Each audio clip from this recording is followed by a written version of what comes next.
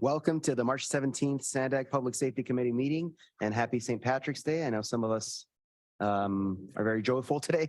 So before we start, we would like to ask our interpreter to introduce and walk us through our how to access interpretation services for today's meeting. Thank you, Chair. Good afternoon. We'll begin with the instructions in Spanish and I'll be back with the instructions in English. Muy buenas tardes. Estoy ofreciendo servicio de interpretación simultánea. Para quienes nos acompañan vía Zoom, por favor, después de este aviso, desplácense a la parte inferior de su pantalla de Zoom donde aparecen los controles. De allí harían clic en el icono de interpretación, aparece un globo terráqueo y seleccionarían Spanish o español. Si están en un dispositivo móvil utilizando la plataforma de Zoom, primero seleccionarían los puntos suspensivos, más, luego interpretación y luego su idioma. Good afternoon. Interpretation is being provided to and from Spanish. To take advantage of the feature of your joining us via Zoom, please, after this announcement, scroll down to your meeting control bar, usually at the bottom of the screen. There you'll see an interpretation icon. It looks like a little world, and you would select English as your language. If you are joining through a mobile device, you would click on the three dots, More, then Interpretation, and then choose your language.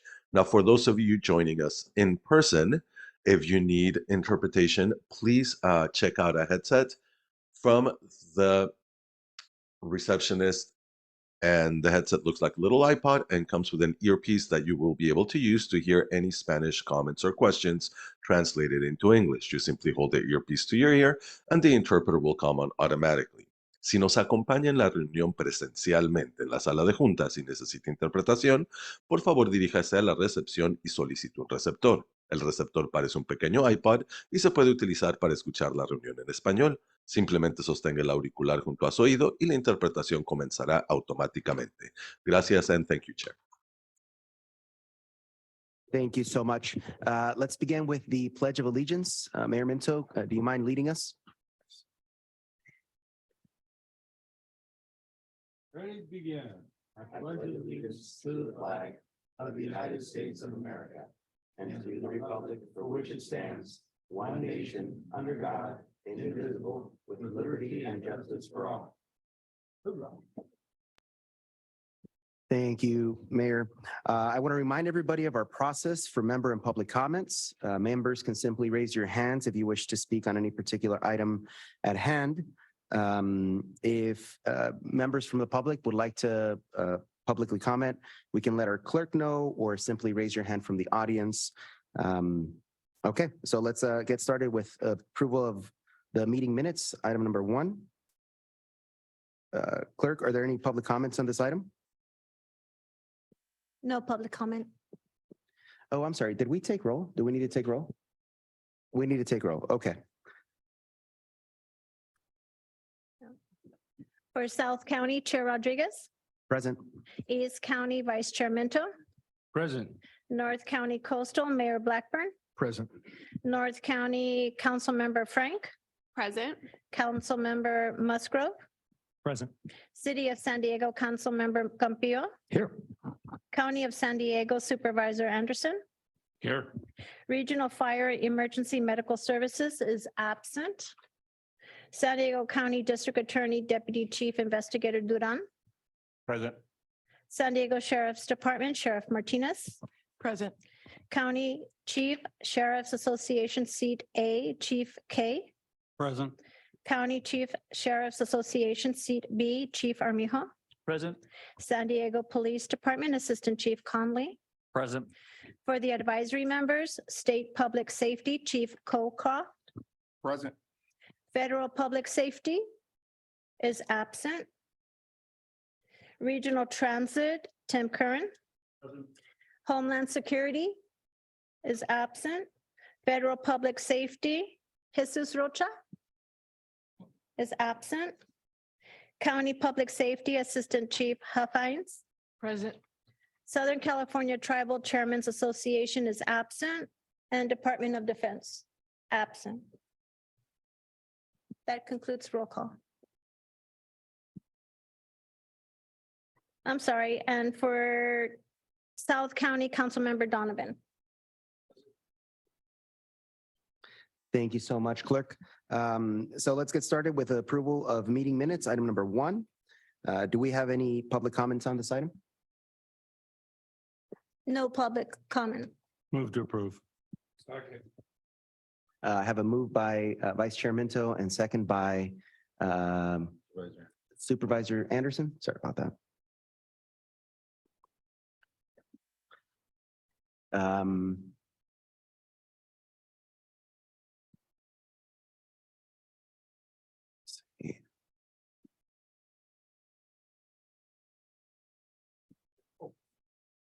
So used to Sorry about that. And that item passes. Got so quiet. All right, moving on to item number 2 in our agenda. Do we have any member comments regarding issues on item number 2? Yes, we have one public member is Blair Beekman. Go ahead, Blair. Hi, thank you. Blair Beekman here. Thanks for the meeting today. I guess a couple items I wanted to mention.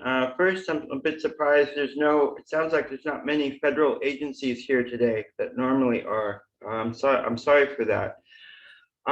President Biden was just in town again, I guess last week or so. I'm a bit upset that as he was here, he was talking about the future of submarine building across the Pacific with Australia and the pivot to Asia and all that warmongering stuff. While meanwhile, he went up to the Monterey Park area and talked about the importance of gun safety and the future of gun issues in this country. The two things are really connected. And for him to come here and what San Diego is really building at this time, I think we're building something incredibly peaceful and incredibly decent. We're certainly trying for it. And for Biden to come here and to offer this kind of flip-flop thing, this black and white thing. I know this is a Navy town, but I found it a bit disturbing, and that he should be a bit more careful in the future how he plans his trips. Excuse me, Mr. Regan. With that all said, I thought it could be appropriate for this meeting, but to be more specific, in the past few weeks, the city of San Diego has tried really hard in. They've had a public meeting process about the future of smart streetlights, and that was a big deal. We're trying to really bridge what has been a past smart streetlight process and what will be the current and future streetlight process. What started as a few statements made at the beginning of the week from the meetings evolved, I think, by the end of the week. I think we're no longer saying no smart streetlight from the past will ever be used again. That was kind of the feeling that was being given, and that's, I think with time, Ubiqua is owning all the smart streetlights from the past into our future. We're trying to learn how to have that conversation more openly. And to me, at this time, that is the key to what we have to learn as a local community process that a really good PAB board has just started up and will be asking those sort of questions. How can the technology process simply be a more honest process? How can we be more clear with each other exactly what tech is going into our local neighborhoods? It's really difficult to explain that clearly. We are fearful to, both government and community. How do we do that together to make it a safe process to simply explain the facts of what technology is being placed? If we accomplish that goal, we're way ahead of the curve of the past 20 years and the era of 9/11. Good luck how we work out of this era of war and 9/11 towards an era of peace and open democracy. Thank you, Mr. Beekman. Do we have any other public comments? No other public comments. Okay, moving on from public comments, would any committee members like to offer any comments? All right, so moving on to item number 3, that is agency report. Anthony Ray would like to provide updates on key programs, projects, and initiatives from Sandag. Thank you. Good afternoon. And Cindy Burke says hello. I'll be filling in for her today. Last week, our Board of Directors met for the retreat. It was a very positive and productive meeting, and several board members commented on the spirit of collaboration and expressed appreciation for the information that they learned. And we are looking forward to a great year with this new board. One of the topics discussed was the regional plan. Sandag's regional plan is a 30-year plan that considers how the region will grow and change. It's updated every 4 years, and we are currently taking the road usage charge out of the 2021 regional plan. We've started talking to communities and working groups about the 2025 plan update, and we are actively working to keep our priority projects on track. This includes the Otay Mesa East Port of Entry. We're working with our many federal and state partners, including public safety partners, so that together we can deliver the state-of-the-art border crossing for our binational region. Costs have gone up, and we're working to ensure that we have funding to keep the project on schedule. And when open, this project will provide many benefits, not only to our region, to the state and the nation. We are also very pleased that the California Transportation Commission has allocated the first $152 million of the $300 million we received last year for the Delmar Bluffs Stabilization Project. We're starting with the environmental and design, and we're doing everything we can to get funding to keep the Lawson projects moving forward as well. Our goal for the Lawson corridor is to be able to go from San Diego to LA in 2 hours instead of 4 hours. Another priority project that continues to move forward is the Central Mobility Hub. The San Diego region is one of the only major metro areas that doesn't have a rail to the airport. The Central Mobility Hub will make that connection to the airport and the rest of the region. Planning is happening, and we will have more to share soon. We're also looking at ways to use the data technology to make our roadways smarter through the Smart Connections project.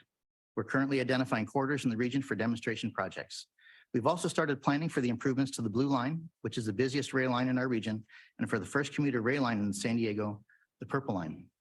Both projects will provide critical connections to jobs and opportunities in our region, and I'm happy to share that we are extending the Youth Opportunity Pass program. The fiscal year 24 draft budget identifies funding for another year, and we continue to look for funding to expand to age 24 and under so that all young adults can ride the transit for free.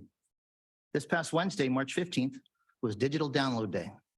A contest was held by MTS to see which school could get the most students ages 13 to 18 with Youth Pronto Passes. And 223 youth participated, and San Diego High School won. They won free churros for the school because they had the most applicants. In recent events, we proudly congratulate Chairwoman Nora Vargas, who was awarded the keys to the city of Tijuana. The chairwoman is an excellent example of our thriving cross-border community. We're proud to work with her to improve our region on both sides of the border. And I'd like to say, felicidades, Chairwoman Vargas. Felicidades. That means well done or congratulations. Am I correct, sir? Fantastic. Thank you. I practiced that word felicidades an awful lot, so I could say it right. Felicidades, Chairwoman Vargas. In February, we received an exciting honor from the United Nations. They have identified Sandag as a model of regional collaboration and want to share our work with the world. They have asked us to attend their General Assembly in June in Kenya. This is an incredible opportunity for the San Diego region to be recognized as a major metropolitan area. Sandag has also received several other awards recently. Our open data portal was selected for the 2023 Data and Insights Tyler Excellence Award for the public sector. The San Dieguito Lagoon Restoration Project is receiving an Environmental Business Journal Award, and the Delmar Bluffs Emergency Repairs Project was awarded the American Society of Civil Engineers Region 9 Outstanding Geotechnical Engineering Project Award. That's a big award because there's an awful lot of words that were attached to that, but it's important. I'd like to congratulate our very hardworking staff that has made this possible. A quick update on the downtown stopover. Last fall, we received approval for our federal environment clearance to complete the purchase of a portion of the property from the San Diego County Bar Association. We're also currently working to complete the purchase of the remaining 2 parcels on the site and working with MTS on interim and long-term improvements for a stopover. Looking ahead, we'll be releasing our public safety expenditures report to the public very soon. This report looks at where dollars were spent in fiscal year 2022 by different public safety agencies in our region. Highlights include information on public safety spending per resident, the percentage of general funds spent on public safety, and budgeted versus actual spending on law enforcement overtime. When it's released, you'll be able to find the report in the news section of sandag.org, and I'd like to say sandag.org for the people. May is Law Enforcement Memorial Month, when we honor law enforcement who have made the ultimate sacrifice. On Wednesday, May 3rd, the public is invited to a moving ceremony at the San Diego County Law Enforcement Memorial to honor San Diego County law enforcement officers who have given their lives in the line of duty. Visit sdmemorial.org. That's sdmemorial.org for more information. And finally, the ITAC is seeking qualified members of the public to fill 2 vacancies. If you know anyone who would be a good fit, please direct them to the news section of our website. The deadline has been extended until April 7th. And thank you, Chair. That concludes my report. Thank you so much, Mr. Ray. That was incredibly informative. Sometimes we do forget how much work is being done. Thank you to staff for making it happen, and all the board members are part of it as well. Are there any comments from the members of the public? Yes, we have Blair Beekman. Go And ahead. Mr. Beekman, can we please just try to stick to the particular item at hand? Sure, I had a specific item I wanted to speak to. I wanted to speak to to offer congratulations to the UN issues. I just wanted to say, I moved here 6 months ago, and I was really impressed that Sandag has received this UN accommodation and will be attending these events in Kenya. And I think it's just a testament to the really amazing good work you're doing here in San Diego at this time, that to again describe, it's frustrating to myself that Biden came here and spoke, the president came here and spoke of war use when we're building kind of a future and culture of peace in San Diego at this time that I think yourselves should be really proud of. Thank you. Do we have any other public comments? No other public comments. Thank you. Are there any Public Safety Committee member comments? I would like to simply comment and commend staff and our Chair Vargas for the retreat we had last week. I was able to attend both days, and it was fantastic. We had very good conversations, very good working groups, very honest and blunt conversations about where we're coming from. And, I've been to quite a bit of retreats through different organizations. This one was very good. It was very insightful, very heartfelt, and I think good conversations that we need to continue to have. So thank you all that participated in putting it together. This is only this item doesn't need to be voted on. So moving on to item number 4. We have a report from Chiefs and Sheriff Management Committee, Chief Kay and Coronado Police Department, from the Coronado Police Department. Good afternoon, Chair Rodriguez, Vice Chair Minto, Council, and all members. Thank you for the opportunity to present an update from the Chiefs and Sheriffs Management Committee. Since the last Public Safety Committee meeting, where I provided an update for the group, we have had one meeting. On March 1st, Argus Manager Cindy Anderson presented an overview of the 2022 Argus accomplishments and the 2023 projects currently in progress, and Criminal Justice Manager Dr. Octavio Rodriguez Fiera presented an overview of the 2022 criminal justice accomplishments and 2023 projects currently in progress, which will also be shared with everyone today. Cindy Anderson also presented an update on recent business working group actions. Vice Chair Armijo directed Argus staff to present a monthly report to update the members on the business working group activities and decisions. In addition, Argus staff was also asked to reactivate the Argus Technology Working Group to focus its efforts on technology-driven issues such as cybersecurity and network administration, as well as creating a field user group committee that would explicitly target end users testing and guiding for Argus projects. A special meeting will be held on April 19, 2023 to address the work plan and our budget.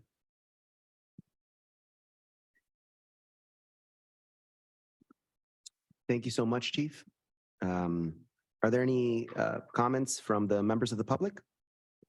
No member comments. Any comments from the Public Safety Committee members? If none, this is only an informational item. So moving on to item number 5, which we will, Mr. McQueen is actually absent today, so we will roll this over to a future meeting. Moving on to item number 6. We have Director Ray from Sandag Argus and Dr. Rodriguez, the Criminal Justice Division will present item number 6. Thank you. We're going to relocate down there where we'll be very felicidades. Perfect, gracias. We're really encouraging him. It's happening. Don't do it.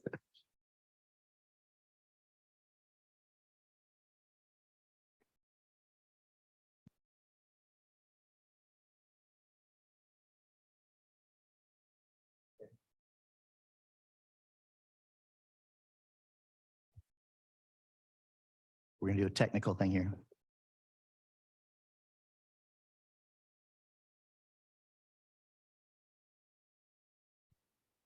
Good afternoon again.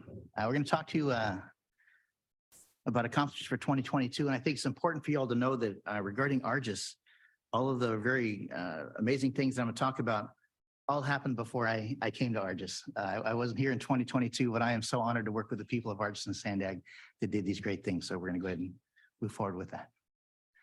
Before I talk to you about the accomplishments, I'd like to give you just a very brief overview of Argus. In 1980, Argus began as a data warehouse to collect criminal justice information and put it into a common format that we use to share information and statistics across the region reporting. Today, Argus has become the regional information hub for investigations, analysis, officer notification, cross-jurisdictional connectivity, and much more. Argus serves over 5,000 customers, over 69 different entities, and we host 39 different applications on our portal. And that makes Argus the one-stop shop for investigations and analysis in the region. With that said, let's go ahead and move to the accomplishments.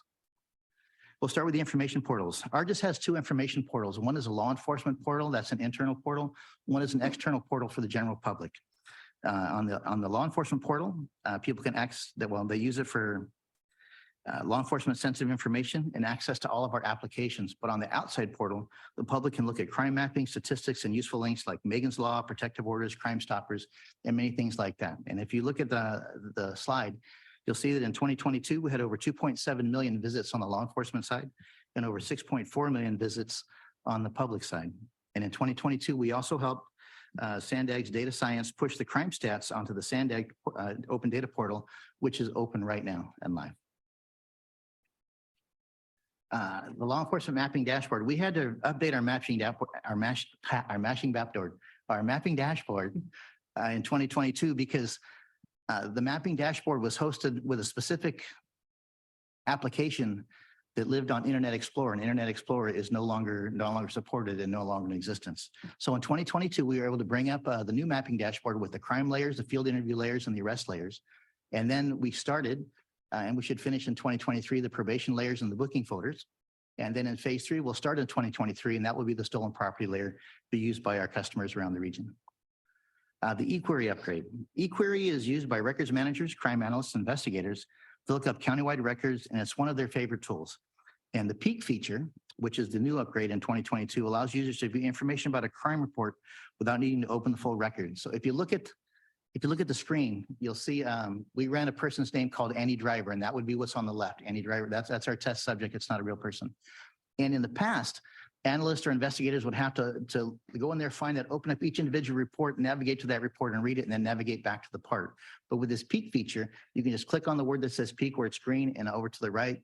It brings up a little box and it gives you information. And you can determine, is this the case I want? Yes or no. In this case, it's Annie Driver who lives at 401 B Street in San Diego. So that's the person we're looking for. We would know that was a report, and then we could go right to that. Or you can just go search, and it makes it very quick for the analysts and the investigators. Moving on, the migration from CopLink to CopLink X. CopLink provides data regarding incidents, vehicles, people, and more from agencies outside of San Diego and outside of the state of California. And in 2022, we migrated to CopLink X, which is a cloud-based, web-based Google-type search.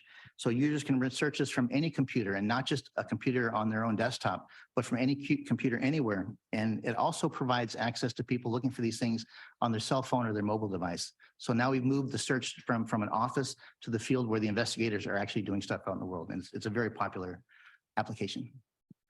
The California NIBRS certification. The Federal Bureau of Investigation, or the FBI, administers the National Crime Reporting Program to support consistency and quality in criminal justice reporting and statistics. In 2021, the FBI transitioned away from using the Uniform Crime Reporting System, the UCR system, which reports on 7 basic crime categories, and began the national transition to using National Incident-Based Reporting System, or NIBRS, which reports on 24 different categories of crimes for a more in-depth look at what's happening in a region. In 2022, Argus became NIBRS certified, and there were only a handful of the 500 agencies that actually applied to become certified, and we did that as a region. It wasn't just one entity that became certified in San Diego. It was all of us became certified at the same time by working together. So California requires that we report our NIBRS information through CYBRS, which is the California Incident-Based Reporting System. So starting in 2023, when we put out our crime statistics, everything will be reported in the CYBRS stats instead of the old UCR stats. And an awful lot of work went into that. There were some amazing people that worked behind the scenes to make that happen. The regional narrative sharing. So traditionally, information that's shared in Argus is information from the face sheet of a crime report, arrest report, a field interview. It's the time, the date, the location, the suspect, the victim, the witnesses, the vehicle, things of that nature. But there was discussion in 21 that's saying we should share the narrative, and the narrative is the written story of what actually happened on that event that was going on at that time. So in 2022, 6 agencies started sharing their narratives through the Argus portal so that everybody else could see the narratives of their cases. And we've had some successes. I can say that Oceanside PD was able to solve an armed robbery series after identifying the suspect from reading another agency's description of the suspect. Carlsbad PD was able to bundle a series of sex offenses cases to the district attorney after linking cases on a suspect using the narrative sharing. And the San Diego Sheriff's Department was able to provide officer safety information to detectives on a suspect who had been previously stopped by another agency with firearms just by reading that report. So the narrative sharing is a good program. It's something new. It's working well. And our goal in 2023 is to work with more agencies to do the narrative sharing, to expand that program.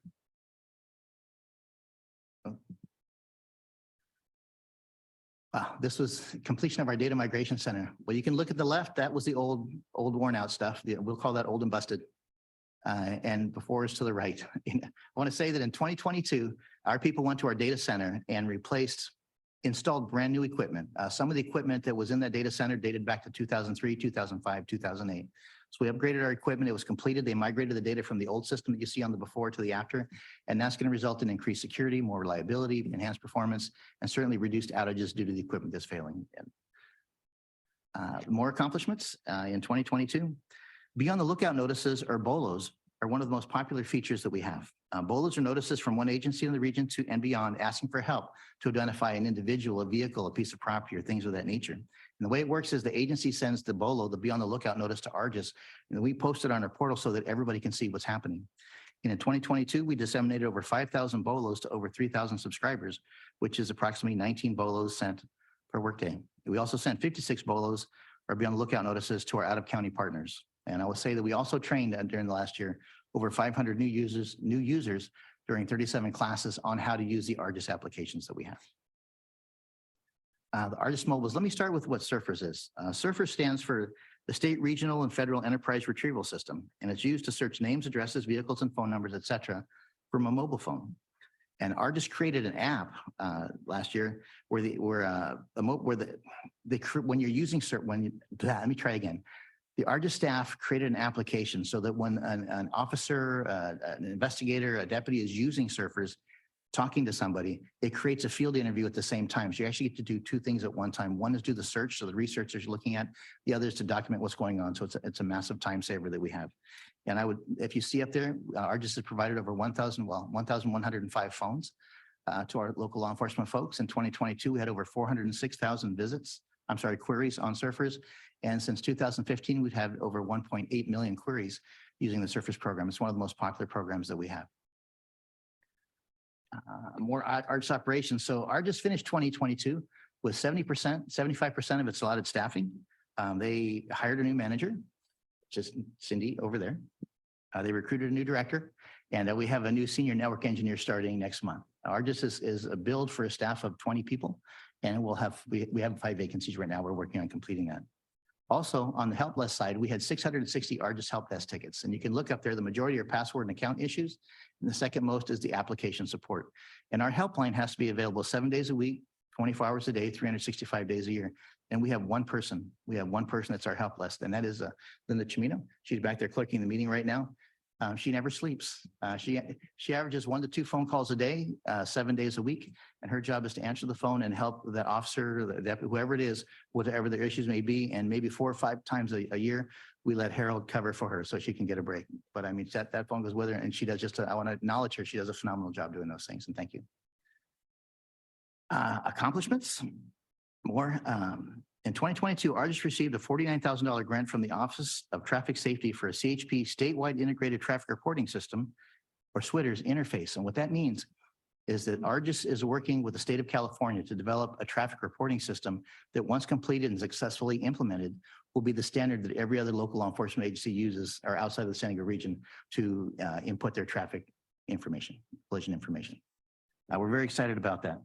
Also, we applied for the UASI, or the Urban Area Security Initiative, fiscal year 23 grant in the amount of $850,000. for cybersecurity, cloud transformation, and a regional training program. We reallocated $200,000 in the UASI funds for phase 2 of the mapping dashboard, which is implemented. And we reapplied for $150,000 in UASI funds for the 2023 regional training program. We also finalized the SharePoint upgrade from 2010 to 2019 technology. And I say 2019 technology because that's the latest SharePoint technology. That's the newest we could get. But what that allows us to do is to work on to increase the speed, the efficiency of our internal portal and our external portal. We're very excited about having that. I don't know who those cops are, but they were really nice pictures. Wanted to share with y'all. Looking ahead, in 2023, we hope to complete our work plan. We want to complete the joint powers agreement, the fee structure, our mapping dashboard I've talked about the grant applications. We want to complete our cloud migration, our new training program, our website updates, and we're going to continue providing county and regional crime trend meetings. And with that, I'd like to thank you for your time. And I will introduce now Dr. Octavio Rodriguez from Criminal Justice. Thank you very much, Tony. Mr. Chair, Mr. Vice Chair Minto, and members of the committee, thank you very much for having me here today. Compared to Tony, I'm a veteran here at SANDAG. I have 6 months more in the job than him. Felicidades. Thank you. So today we're going to talk a little bit about the accomplishments of the Criminal Justice Research Division over 2022. And before we do that, just a reminder of what our division do. And we are the division within SANDAG that compiles and analyzes public security and criminal justice information for the region. And we've been doing that with the aim of, one, becoming the leading agency to provide and to disseminate this information for public education, but second, to actually influence and promote change and improvement to criminal justice system in the region. But it's probably one of the least well-known areas in SANDAG. But we've been doing that for more than 40 years. And of course, I'm not going to take credit for all those 40 years. I'm going to take credit for the 7-8 months that I've been here, which I'm very proud of. But I'm going to tell you a little bit of what we've done in the past. And, you know, this is more than 40 years working on the clearinghouse and the clearinghouse portion, which is this compilation and dissemination of information in public safety and criminal justice, but on the other side, doing independent assessments and analysis of programs that belong to other agencies or to other organizations. And so we provide that expertise on knowing data and knowing how to analyze data to provide objective measures for performance. Just a reminder of what the clearinghouse does. The clearinghouse portion of the Criminal Justice Research Division is the one that compiles and collects this data and produces this series of studies that we publish every year. We also participate in series of task forces and groups and commissions. And also we are the voice of SANDAG to communicate issues to the public via forums or presentations, but also through the media. Some of the publications or the work we do, you're probably familiar with. Our most important portion of work is analysis of crime trends within the region. This past year, for example, we published the yearly analysis of 2021 and the mid-year 2022. And just a couple of things that we found is that violent crime at least, is increasing in the San Diego region, very discreetly, but still increasing compared to previous years. We're still have to analyze data for the whole 2022, and we'll see, but apparently the trends are going to keep the same way as we saw at the mid-year. Important thing about this specific portion of our work on the criminal justice and the public safety component is that we do this job with the support and with all the help that you and your departments do, your staff, especially like in law enforcement agencies across the region. They have been extremely supportive, and they always work with us hand by hand to compile this information and to put it out there. And also the work we do with ARGIS, which we compile or we analyze the data that ARGIS compiles, and of course, they have been of tremendous support over all these years.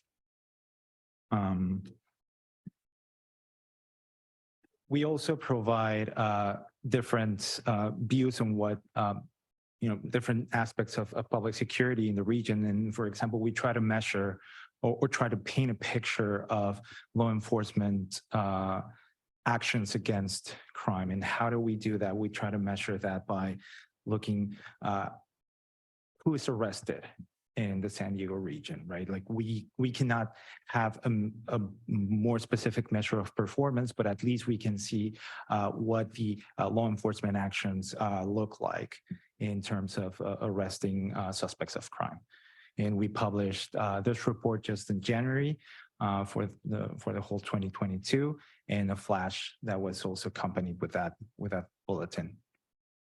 There's also some information that we disseminate that is not available anywhere. It's not public information per se, or it's not made publicly available. And so we compile and put together, for example, the budget bulletin or the bulletin of public safety expenses. That's going to be ready to be published at the end of this month with the collaboration of all the law enforcement agencies and other agencies across the region that help us to confirm our numbers and to confirm that the information that we're putting out there is accurate and according to what the agencies have. And we also discuss some other aspects, important aspects of impact of crime in the region. And this is how this crime impacts victims and who are the suspects of committing those crimes affecting those victims. And again, we cannot connect this information, but at least we can provide a good picture of both sides of the criminal spectrum, victims and the suspects of crime.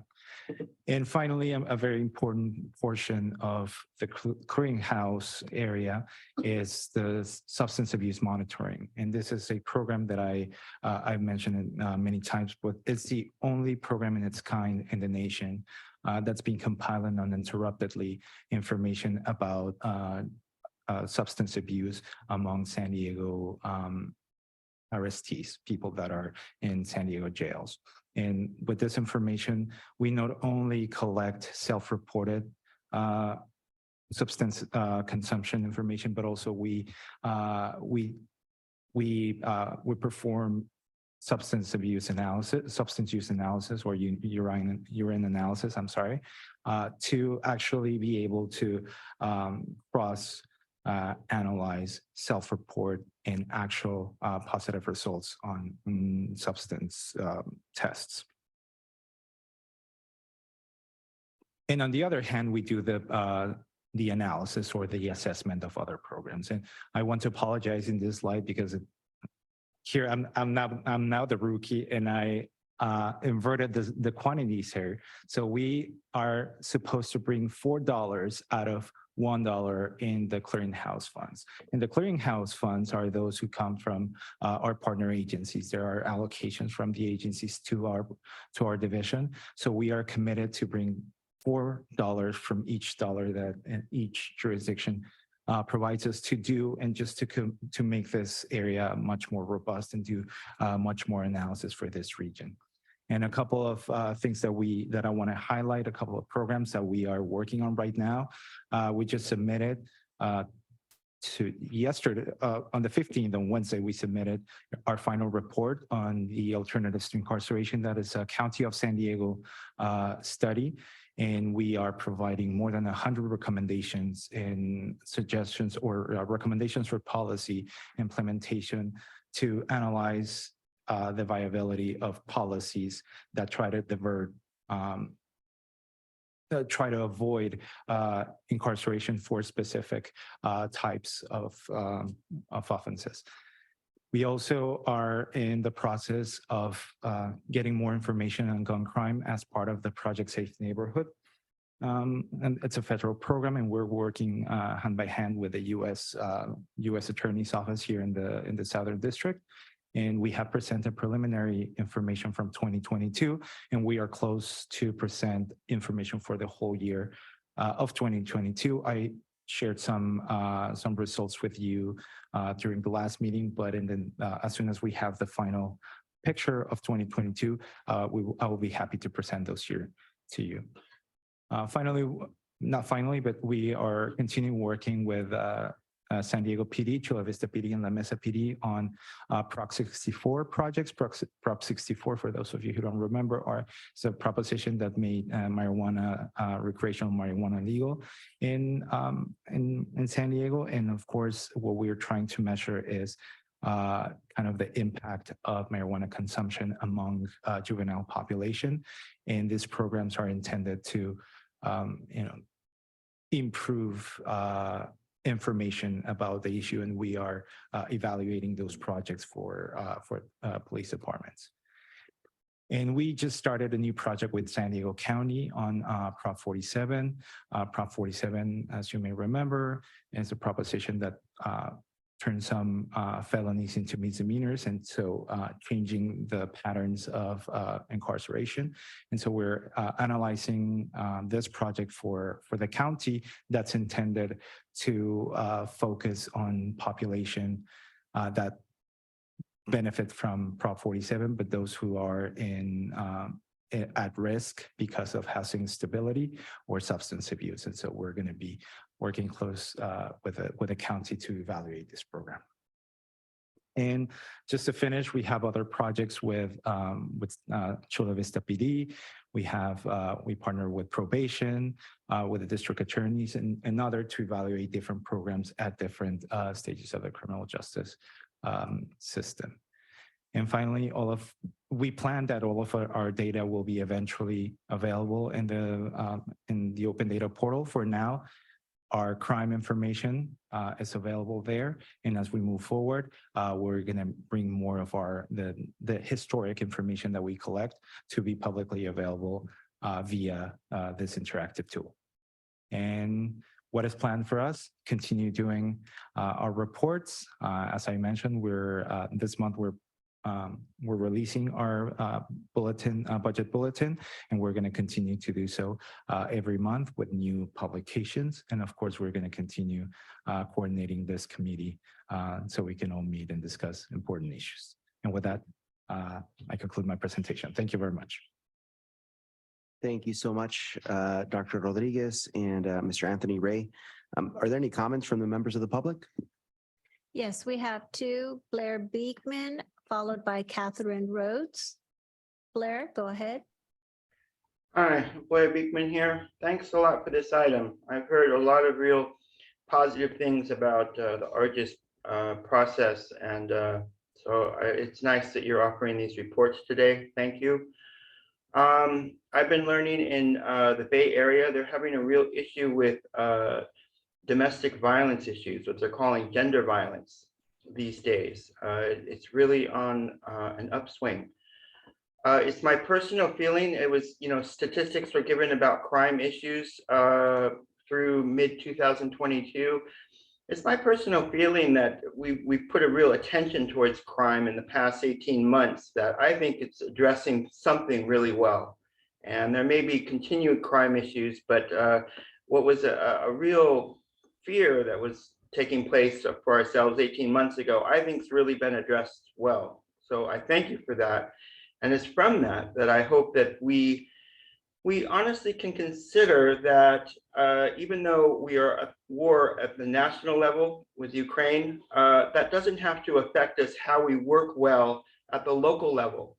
We need to really practice open public policies, at the local level. It's really important to do that, even as there's war going on at the national level. To know how to do that, it's an important skill.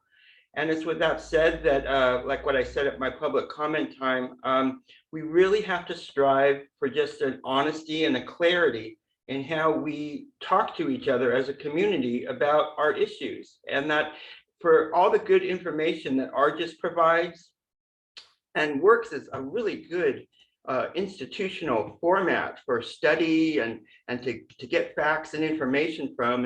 And you even have a public portal that's of interest that I will check out, that I'm interested in.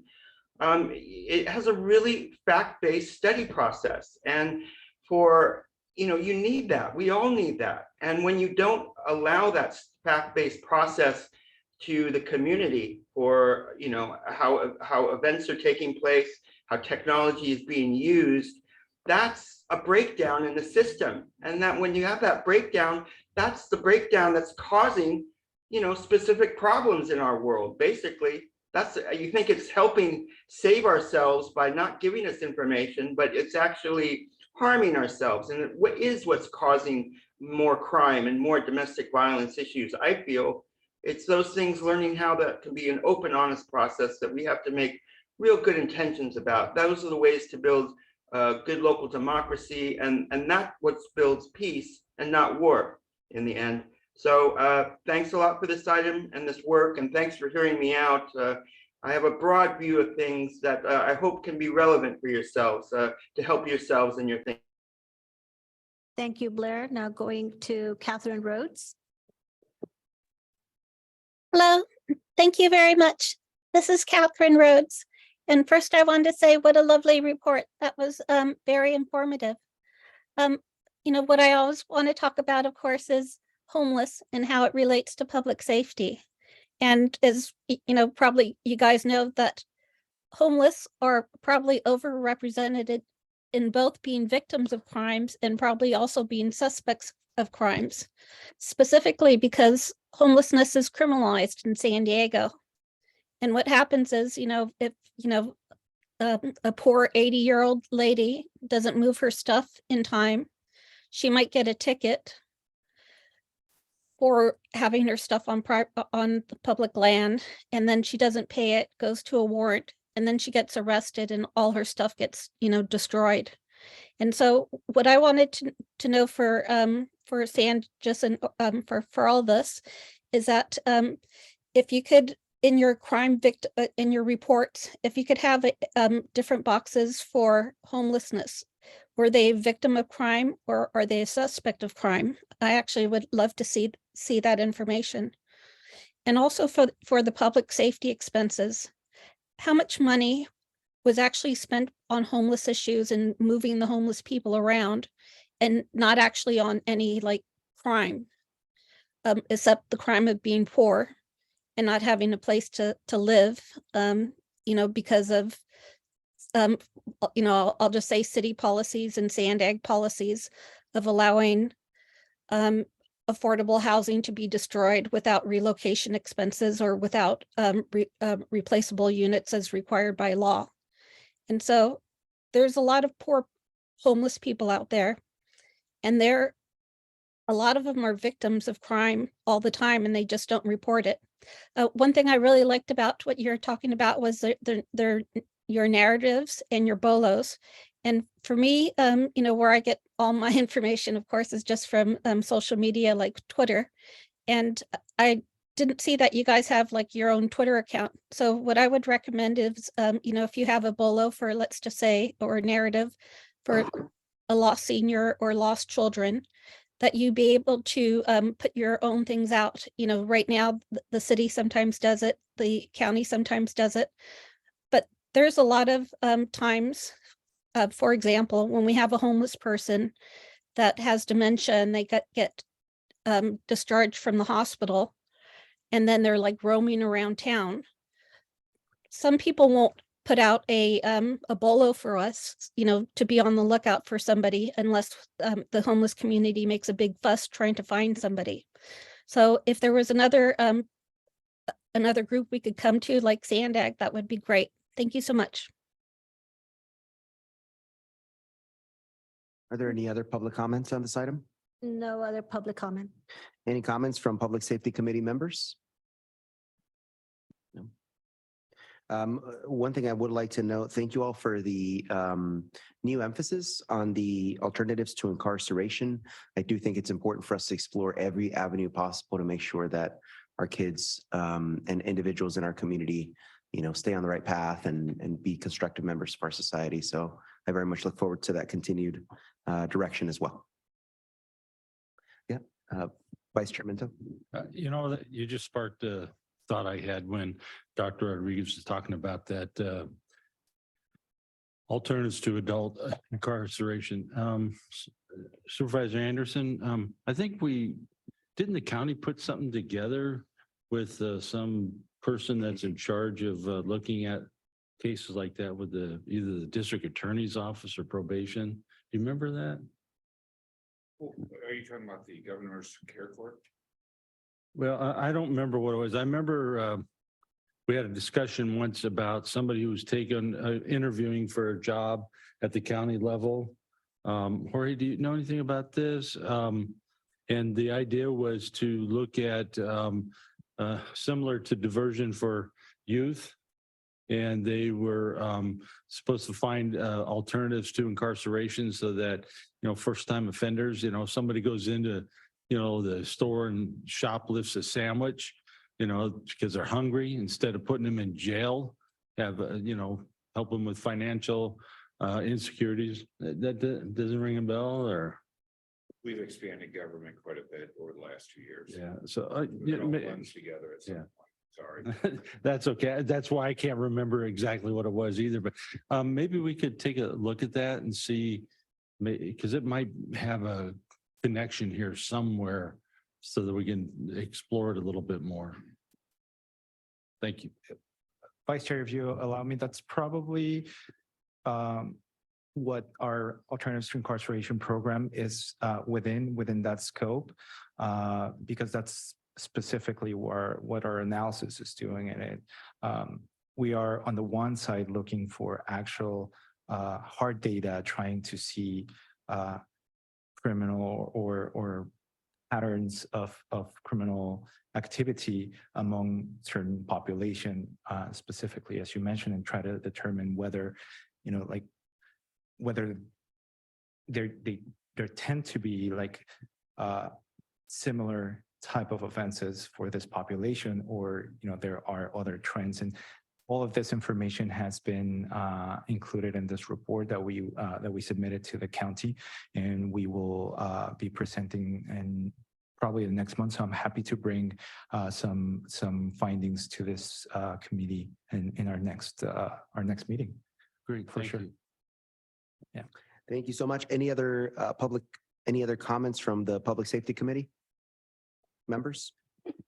If not, this is an informational item only. So we're moving on to item number 7. And we have Mr. Ray providing us an update on the Joint Powers Agreement. Good afternoon again. So as you recall, the last time we met, this committee recommended the approval of our Joint Powers Agreement and fee structure. And because the Chiefs and Sheriffs Management Committee and the Public Safety Committee both unanimously approved, we put this on the consent calendar for the last Board of Directors meeting, which was 1 week after you met last time. On the day of the meeting, Chair Vargas Chair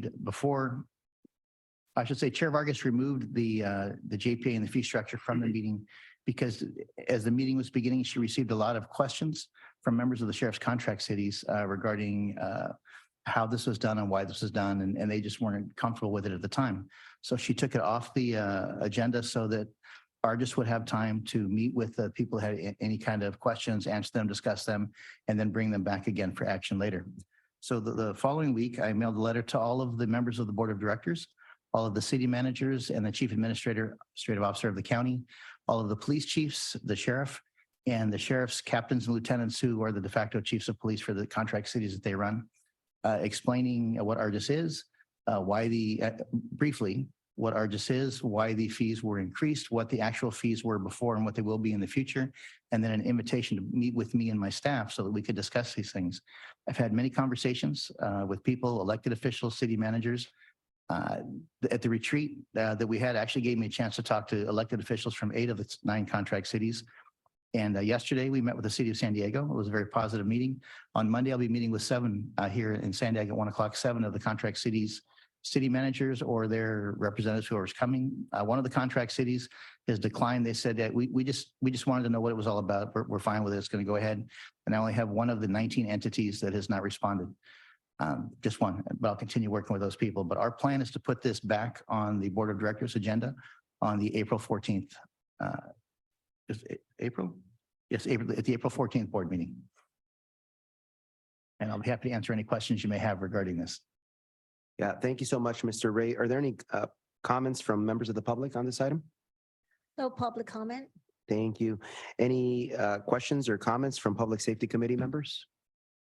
Yes, Councilmember Frank. Thank you. I know there has been a lot of the conversation with the contract cities. And I was curious if there's been any discussion about building in an inflator into the fee. I know that it's been possibly never that this fee has been raised. Is that correct? It has been the part of the there's two fee? parts to the fees. Part of the fee is based on population for the 19 charter entities. Those are the 18 cities in San Diego and the unincorporated part of California. And then there's I should say Argus has 69 customers, 19 of the charter member agencies and 50 other agencies that do not have a population. So there's the technical fee, the connectivity fee, and then also the population, how we base it on. I don't know how the fees were before 1998 because I wasn't involved at that time. But the last time the JPA or the fees based on the population for the contract cities have been increased was 1998 in that area there. And to answer your question, when this was put together before Cindy and I came on, not to push blame, but when it was done, there was no mention of an escalator. In the conversations I've had with city managers and elected officials, almost every person has mentioned that, well, what's it going to be the next year, the next year, the next year? And we can take the formula that we have right now and we can do this every single year to see what it comes up. But we haven't determined yet, or we can do maybe consumer price index. But I think as agencies, some fees went up substantially, some fees went down, depending on the population growth of the cities or the reduction of the population growth that was going on in some areas. So we didn't have it built into the system as you're asking until we started having these conversations in the last 2 weeks. Okay, so is there, for example, speaking from Poway, it's interesting that you're talking about population because over the last 30 years, Poway's population has grown by 5,000. We really have not grown much, but our fee doubled. And so that's where I think our city staff has kind of been taken aback a little bit, not to at all diminish the importance of Argus or the value that it brings. That's not up for discussion. I think that going forward, when you're in a smaller city with a smaller operating budget, doubling a fee, in 1 year is a big hit to take to the budget. And so if there's a way, even just having these discussions and having the fee reevaluated every 2 years, if you're not going to build in an escalator, or you don't feel like that because of the unknown factors like population growth or things like that, if there's a way to just have these conversations. I mean, I was in elementary school in 98. So to be talking about these fees now and trying to kind of catch up when we've been so behind is really taking a hit to a lot of the smaller cities. And so if there's just a way to ensure either we're having these conversations more frequently, if there's a way to build in an escalator, whatever we can do to kind of prevent that, hey, heads up, we're doubling your fee this year. Kind of I would hope that nobody gets that message. It shouldn't be 24 years before the next fee increase. But I will tell you that on Monday, I look forward to having that discussion with the representatives of the 7 cities that we'll be meeting with.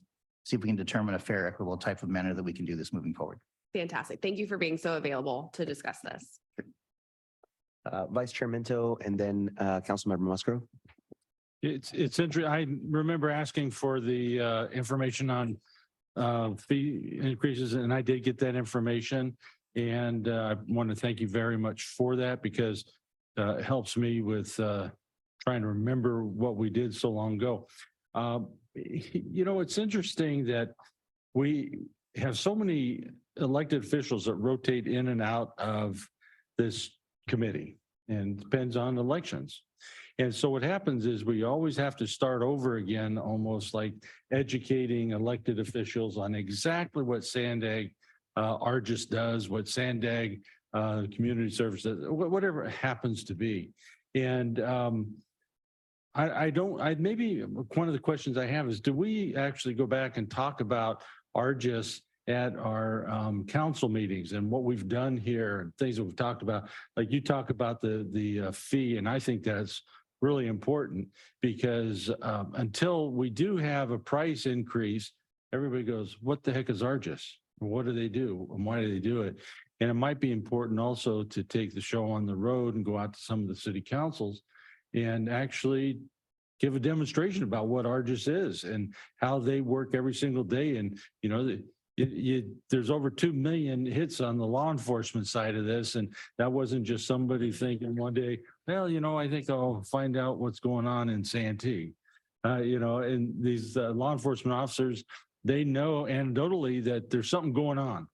So they have to start doing these searches in order to be able to pinpoint perhaps where certain crime, catalytic converters, for instance, where are the targets and why is this area being targeted? And that's what ARGIS can provide. And so that's the value behind it, because when we get our complaints on a regular basis about how come you're not doing anything about catalytic converters being stolen? How come you're not doing anything about copper wire being stolen, things of that nature? And if we don't have ARGIS to help us do that, you know, it doesn't happen overnight, by the way, but because there has to be a pattern of, you know, behavior or crime trends.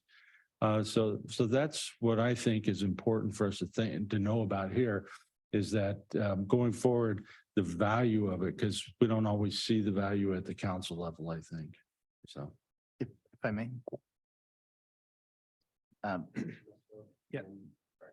Councilmember Musgrove and then Councilmember Frank. Thank you. Great presentation. I asked a question a few months back when this came up, and it had to do with differentiating between populations and end users. Are end users now off the table? Is it strictly population based? No.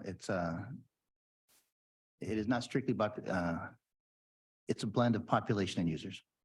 So the question I asked then was, when you have, especially with the contract cities, and this may be part of your discussions you have with the city managers, when a contract city provides operational support for an incorporated area where they have that area of responsibility, you then have an end user in a contract city supporting a county operation for an incident that occurred within the county.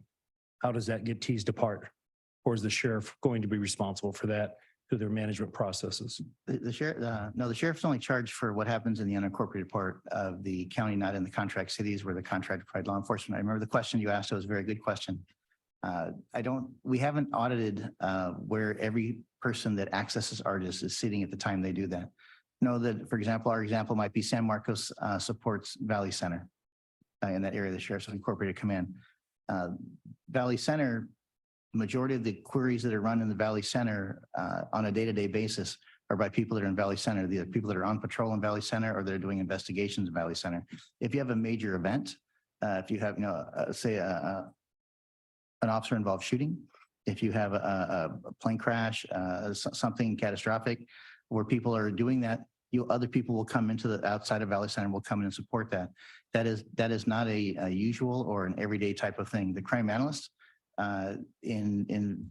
maybe Sheriff Martinez can explain to me. I don't know that we have a crime analyst in Valley Center in San Marcos. So there's support there.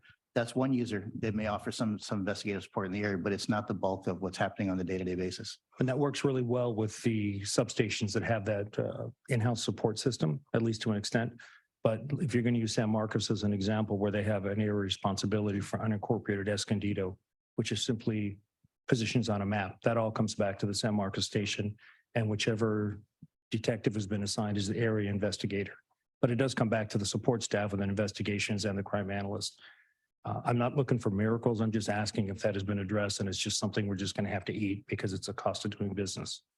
No, I don't think it's as definitive as the question you're saying. I know that the deputies that are working in the unincorporated area are not assigned to the city of San Marcos. They're working in the unincorporated area. So when they're working, but the investigative staff, if you have an investigator that's paid for by the city of San Marcos to work in cities, I'm not familiar with the current contract, but there has to be investigative support for someone in the contract areas. And I would imagine that's a detective assigned to the contract areas, or maybe they're splitting their time as they do on some other stations.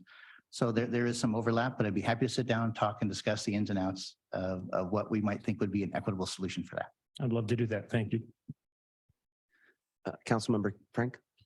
I just wanted to kind of piggyback on Mayor Minto, what you talked about of kind of bringing that awareness, because there is also a public benefit to Argus, a public resource that, you know, when taxpayers are looking at where is our money going and what are we spending on it, not only is it a resource for law enforcement and keeping their cities safe, but there is a benefit to even just a local resident if they want to kind of understand or know about the neighborhood they live in, maybe where they want to live, where they're moving, where their kids go to school, all those things. So that's really something I would encourage you guys to consider is maybe either some kind of public outreach or even a toolkit that cities can use to publicize via social media or things like that, to let folks know about this resource that we all pay for that is a really fantastic public safety tool. If I may, I would jump at the opportunity to go out and speak to the different communities. In fact, Mayor Vasquez of Lemon Grove asked me during their retreat if we would come out to the city and do a presentation on what does Argus do, how does Sandag help in terms of the analytical support, what's the value of that, and talk to the community. And I accepted. We don't have a date set up, but I would absolutely enjoy taking me and my staff out to show people what it is that we actually do and how it helps out. Because we could highlight also the public facing side for information gathering besides the law enforcement side. Thank you. Vice Chair Minto? Thanks. I got a follow-up to that. Does Sandag already have, or Argus already have some kind of public education film? I would have to ask my senior Sandagger, Octavio, if he knows about that. I don't know. I think I'm going to defer to our director, but not as far as I know, Let's find out. And the reason why I asked that is because like we have a Santee television station and we are always looking for programming, and what a great, whether it's a 5 or 10 minute slot to throw in there and and believe it or not, even though it's a Sandag TV, it goes countywide. So anybody in the county could access that and learn about what Argus does for them. And, I could see now, somebody like looking on Facebook and seeing some kind of post about, oh, there's all kinds of crime in my area. And the next thing you know, somebody says, well, let's check that out. We can go to Argus from our own computers and we can put in how many robberies or burglaries or car thefts or whatever. And I go, no, these people don't know what they're talking about on Facebook. There's only been one crime here in the last 6 months or 10 months or 1 year, whatever it might be. I think that'd be really a cool presentation. I'm open for anything that gets the word out on the positivity of what we do and not just the negativity. I would like to say that in my prior career, 31 years as a peace officer, I often used the criminal justice flashes, the criminal justice bulletins, the information they have to give to the community. So when I would receive a complaint about this is happening or that's happening, I would take them to the website, show them and download reports, take them to community groups so they could see what was truly happening. And sometimes it was what they thought was happening. Sometimes it was not what they thought was happening, but the information is very valuable to have. Thank you. Any other questions, comments from board members, committee members? No, I would actually love a presentation in the city of National City. I'll work with you, Anthony, if that's okay. Yes, To schedule it in the coming months. I look forward to it. And I really liked Councilmember Frank's comment on the exploration of the yearly adjustment. So that way our cities aren't as impacted by as some were when we presented this. So is that something that's possible in the coming months? Okay. I could do it next week if you'd like. I don't think we meet Whenever you next can week, schedule but- it. Whenever you can schedule it is fine. Perfect. That sounds great. Well, this is only an informational item. Moving on to item number 8. We have Cindy Anderson from Sandag Argus talking about catalytic converter initiative.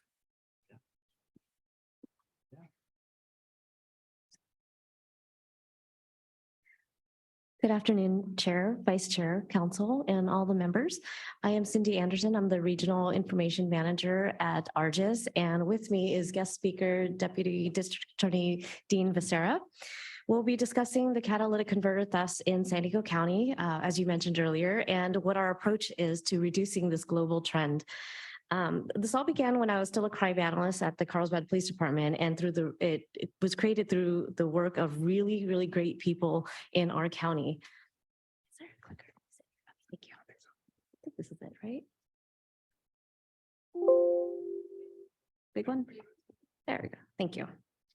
So for those who aren't familiar with what a catalytic converter is, it is an exhaust emission control device that converts toxic gases and pollutants from vehicles to less toxic pollutants. Inside each catalytic converter, there's what's known as precious metals that include palladium, platinum, and rhodium. And thieves will steal the catalytic converter and sell it for about $50 each. The buyer may then take it to a recycling shop or have it shipped somewhere overseas. And then the metals are then stripped down from the catalytic converter and then melted down. And these metals are used to create things such as electronic chips for your cars or your phones, or sometimes they're even used to make new catalytic converters. It takes a thief less than 3 minutes to cut a catalytic converter off of a car. But the theft results in a $2,500 loss to the victim in damages and repairs. So we saw this trend emerging towards the end of 2020 when the price of these precious metals started increasing, mostly due to the pandemic. These are the statistics, and as you can see, this trend really picked up in 2021. From 2020 to 2021, the thefts increased by 463%. Through an analysis, we were able to see that the most commonly targeted vehicles were Toyota Priuses, Honda Accords, and Honda Elements, because they have such low emissions that the metals inside were more pure than the catalytic converters from the other vehicles. But we also saw that they targeted Ford F-250s and commercial trucks and vans. And the reason for this is because their catalytic converters contain more of the precious metals. And in some of the larger vehicles, there could be up to 4 catalytic converters in each car. And then if you look at 2022, there was a slight increase from 2021. But if you look at the darker blue bar on the left side of each year, you'll also see that we recovered more catalytic converters through arrests. We think part of the reason why they increased for the thefts, even though we had an increase in arrests, is because of the increased awareness. We did a lot throughout the county. We did a lot of community engagements to raise awareness for your residents and encourage them to report their thefts, the losses whenever they were victimized. So we think that this helped them speak up, whereas they may not have done so before.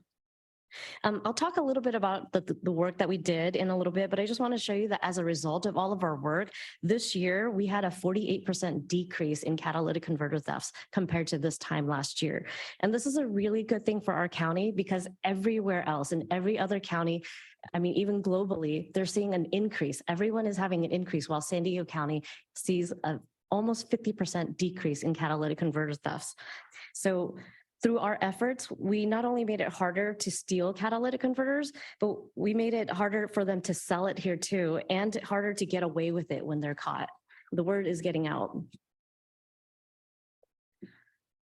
So I talked about this trend starting towards the end of 2020. Beginning in 2021, an Oceanside police detective named Chris James reached out to me because he also noticed this emerging trend in his city as well as our county.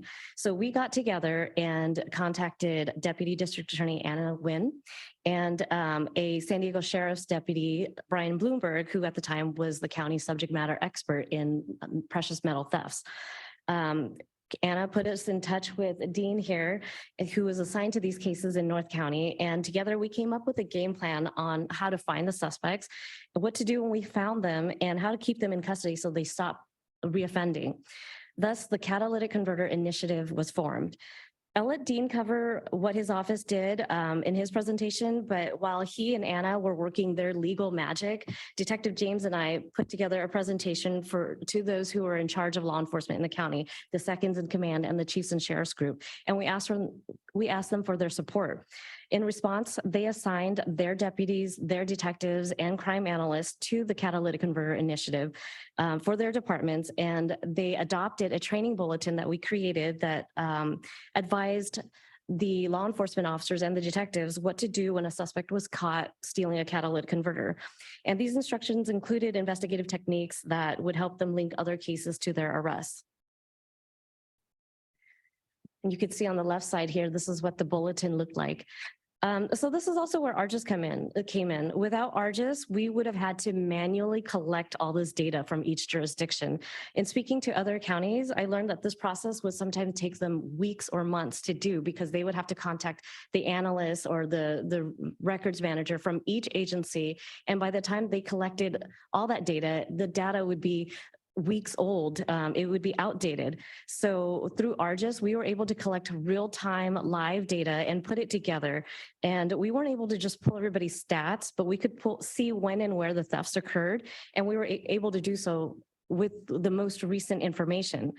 And through the assistance of Carlsbad PD, Chula Vista PD, and La Mesa PD, ARGIS was able to create this dashboard that you see on the right over here. It contains an interactive map of the county to show where where each incident occurred, what time it occurred, if there were any suspects involved, and what type of vehicle it was. It had all these information at our fingertips.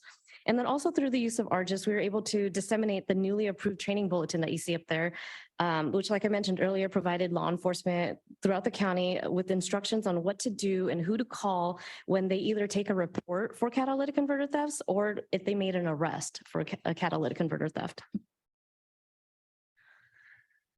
So the CCI group itself began meeting monthly and then bi-monthly. It is now comprised of 102 members, which includes police detectives, officers, crime analysts, task force officers, and of course, deputy district attorneys from local agencies, federal partners, state partners, and commercial businesses.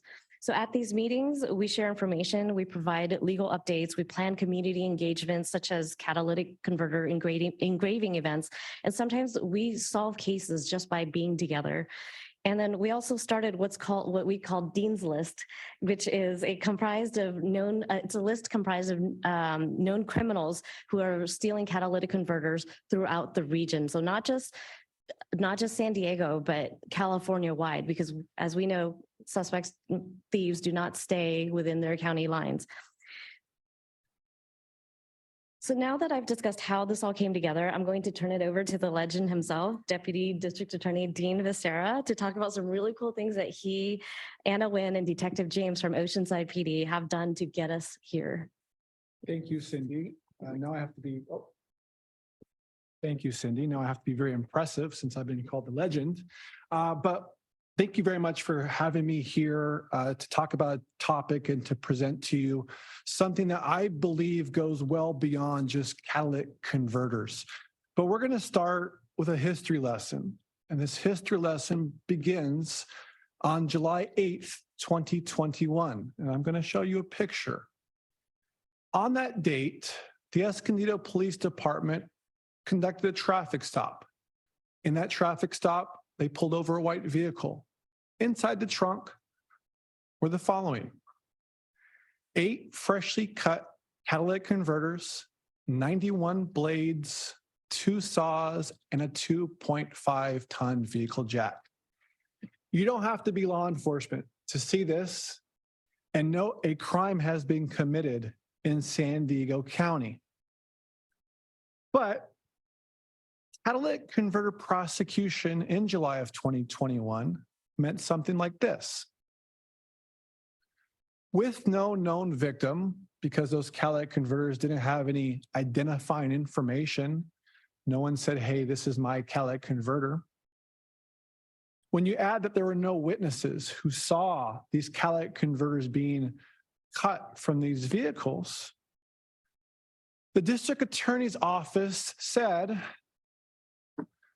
no prosecution. So although your regular person could take a look at this trunk, the district attorney's office said, we're not going to do anything about that. Now I'm a prosecutor, and when I see a crime in front of me, the worst thing I could do is say, I'm not going to prosecute. But additionally, I'm not just a prosecutor. I'm a San Diego district attorney. And in San Diego, we have a mission to pursue equal and fair justice for all and to build safe neighborhoods in partnership with the communities we serve. But there's some key words: by ethically prosecuting those who commit crime, by protecting victims, and preventing future harm. You saw that trunk full of catalytic converters. How are we prosecuting people if we said no prosecution? How are we protecting those 8 people who had their vehicles, those Priuses that they use to go on those long commutes?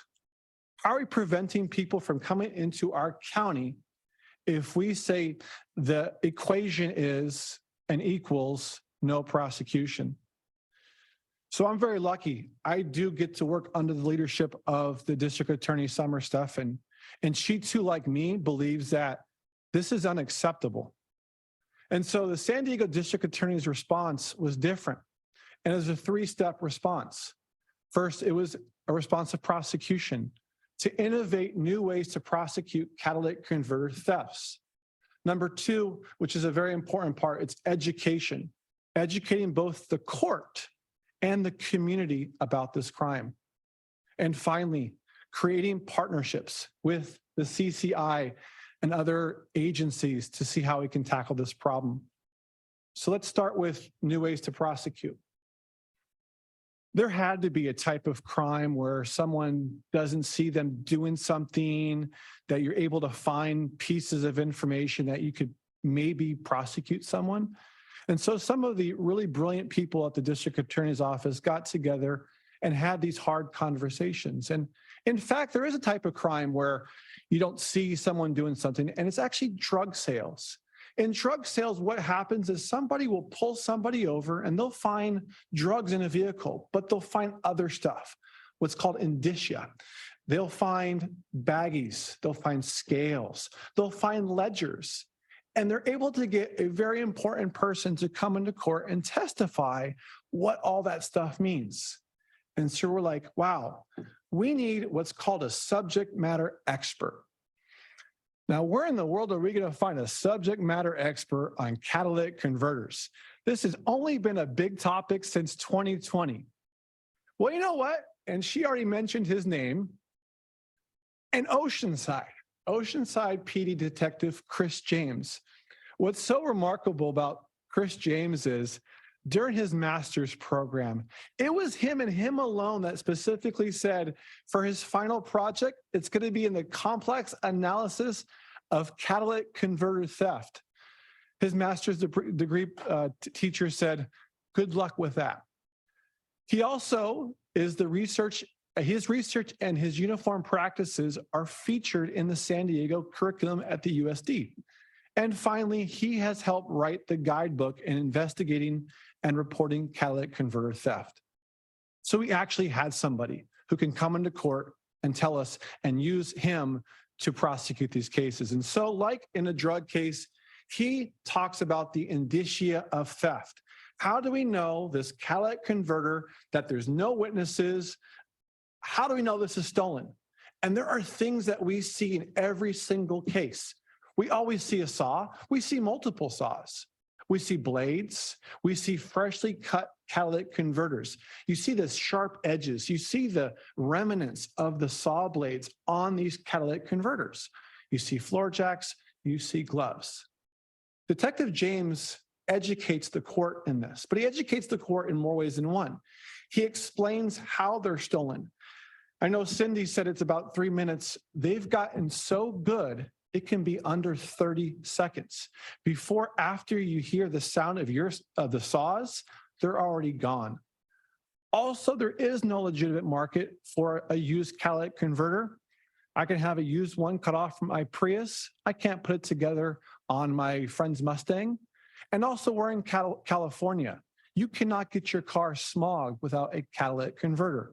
And finally, Detective James educates the court about how big of impact, what a financial impact this has on our community.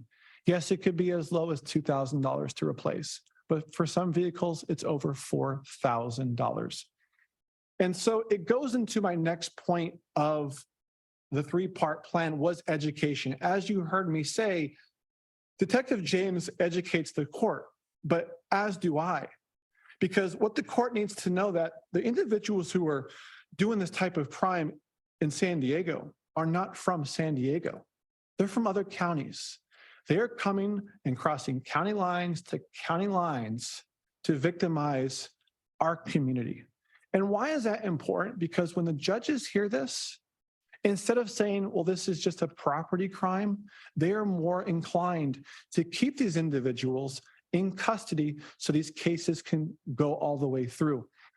I'll never forget a quote when an officer asked why they came from Riverside County to San Diego.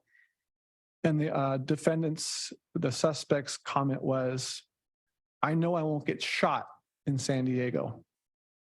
So they are utilizing your great work, our great work for their crimes, and that's not enough. Secondly, law enforcement. And I'll say this, it's hard as a district attorney when officers put hours upon hours upon hours of work investigating, interviewing, documenting, sending us reports.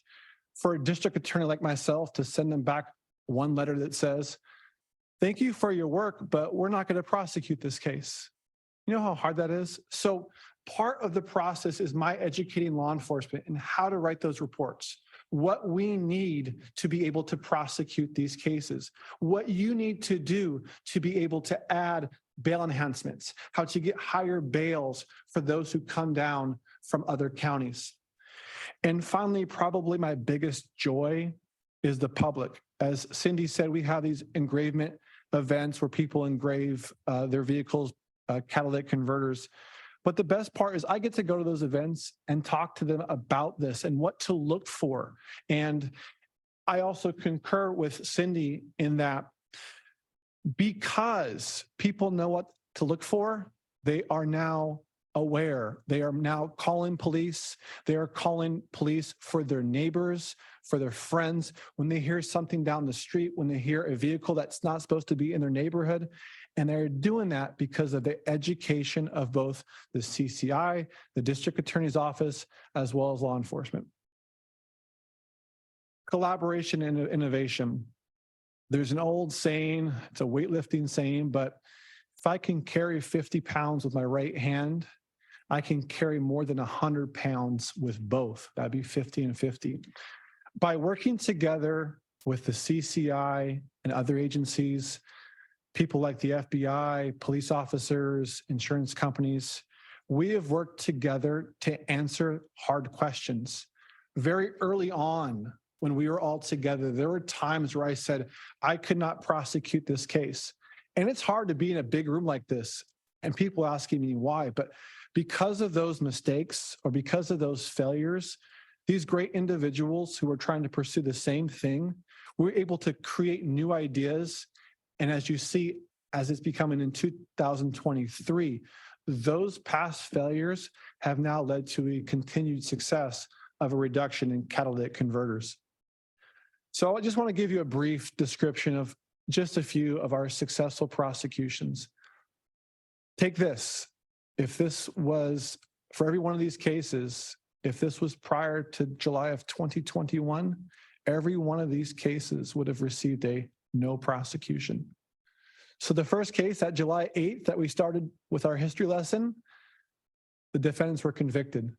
In 3/10/2022, 2 converters were found, defendants were convicted. And I'm going to skip because this one's very important to me. On 5/4/2022, 3 converters were stolen, were found, defendants convicted, but over $7,000, $7,319 was ordered by a judge to the victims. And you can look at this slide and you can do the math. This is just 36 instances of justice for 36 victims of San Diego County alone. There are tons more. I could spend all day with you talking about that, but before July of 2021, this would not have happened. So it's really weird. You normally would not want to end a presentation with social media. People go on social media to usually complain about what we're doing or what we're not doing. But in November of 2022, I saved this because this made me so excited. I was so happy to see this because this is social media. And one of our citizens on their own time wrote this. Just wanted a second to applaud Oceanside Police Department for all their help this past week. Apparently, there's been an uptick in catalytic converter theft in our area, especially with Toyota models. When I noticed mine had been cut from my truck, which was parked in my driveway. I have a Ring spotlight camera right above my truck, which did not deter these thieves. I called the OPD non-emergency line and spoke with an awesome dispatcher who sent an officer over to my home within 15 minutes. The officer took a report and informed me that they had pulled someone over the previous night with 4 stolen catalytic converters in their possession. The detective in charge actually went to the body shop and matched one of the converters to my truck, all within a 3-day span. I'm super grateful and impressed with the work of these officers and for getting some bad guys off the street. The reason for this Facebook post was the work between the district attorney's office, the CCI, all the police agencies, because now the public knows and the public's talking about this. I was going to end with this, but I did talk to Detective Chris James before I came here to speak. And he's out in Oceanside, and I told him what was going to happen. I told him some of Cindy's numbers.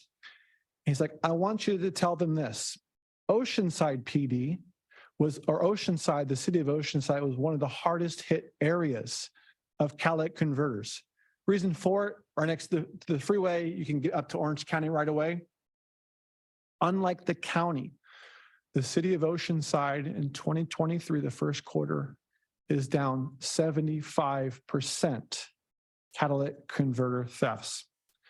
So I'll leave you with this. Although this presentation was about catalytic converters, when I first got on this detail, this is a law detail. And what we talk about a lot of times is, well, this is the way it's always been done.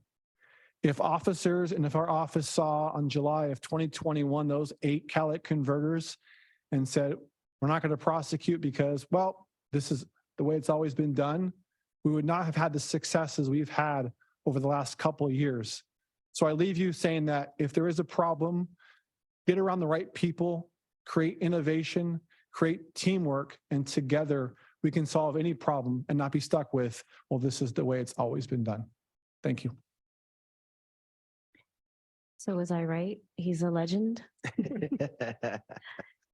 Thank you, sir, so much for that presentation, Manager Anderson and Deputy District Attorney Becerra. Do we have any comments from the members of the public? Yes, we have 2. First, Catherine Rhodes, followed by Blair Beekman. Go ahead, Catherine. Wonderful. Hello, this is Catherine Rhodes. And I just want to say what a great presentation, and the presenters, you guys were great. So I think you should actually present your catalytic converter initiative to the full Sandag board or the San Diego County board. So thank you very much.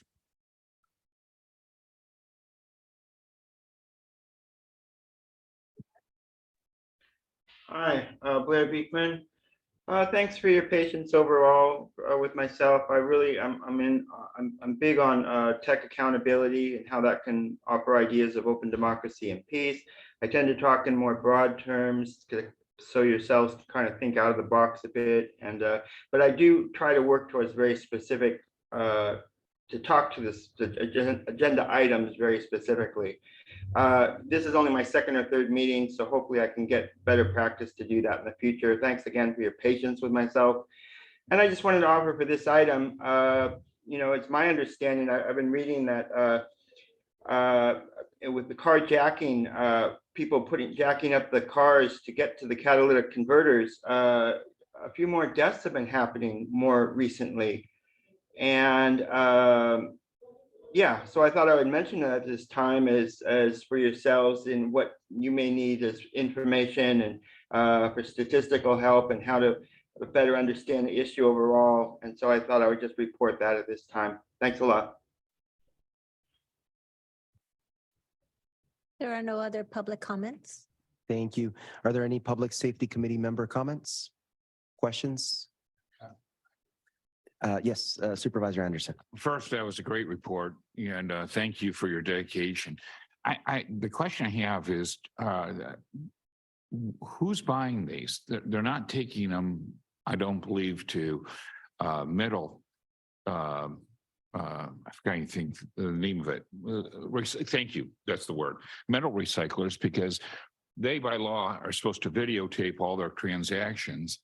And I know that laws were changed and because so many precious metals were going through there, that they changed all their behavior. So who's purchasing these? I'm glad you asked that because I didn't touch on that in my presentation, but one of the things that CCI has also done is doing inspections at the recycling facilities all throughout Southern California. All the ones, I could say most of all the ones in San Diego County have been very clean. So they are taking them to outside counties. And those state partners that I mentioned that we're working with, they are doing inspections at other recycling facilities, and they are still finding the catalytic converters there. So there have been laws being introduced that limit those transactions, that require them to document the transactions more thoroughly and take ID cards and fingerprints. But not all of them are following the law. And then we also found during our research that a lot of it is being shipped overseas as well. Yes, Chief Kay. I just had a quick question. The dramatic reduction, have you put an estimate on the dollar savings compared to the high year and the low year?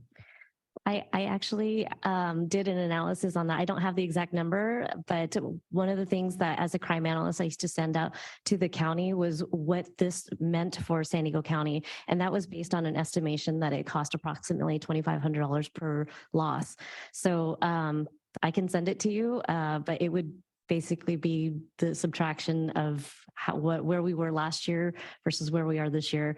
But that was part of the reasoning that we used to get the county's buy-in, the entire county's buy-in, is this is how much it's costing the county. This is the losses that your citizens are facing. And at one point, I think we were over 5 million for the county. And I'll also respond on that. It's not just a loss of property. These vehicles that are targeted are your Priuses, your family vehicles, your taxi cab drivers. This is also loss of income. This is also, I have one story where it was their one vehicle, they transported their kids to school. And so the measure it's immeasurable because it's not just a property. And that's why this issue is bigger. People sometimes joke, well, this is just a property crime. And no, it's actually a human being crime. Any other comments, questions? You're good? Councilmember Campillo. Thank you for the presentation. I just want everyone to know that Supervisor Anderson wrote that law that made it so that all the recycling plants had to record that. So we can thank him for making sure it isn't it's so easy for folks to turn all this stuff in and get money out of it. Anyway, thank you very much for your excellent prosecutions there, Deputy District Attorney. I did have a quick question about getting I'm just curious, as a former prosecutor myself, how quickly did the court take up the subject matter expert? I have to imagine he didn't steal any himself to be able to say he was an expert. How was that process? Surprisingly easy, because it was such a major issue in San Diego as well as the entire nationwide. The way the subject matter expert was introduced was in a prelim. And during that very first prelim, some of the questions that most prosecutors or defense attorneys had were directed by the defense attorney during the oral argument.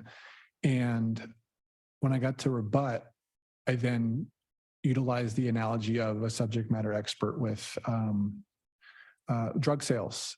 But we set an early foundation, a very good foundation of Mr. James about not only is he a subject matter expert, now he's a subject matter expert in other avenues, but he went through maybe a 10-minute speech on everything he's done strictly with catalytic converters. And at the end of the day, based upon his credentials, but also I strongly believe because of how prevalent this crime was at that particular time, we have yet to have a judge in North County not allow him to testify as a subject matter expert. So I have not had any pushback.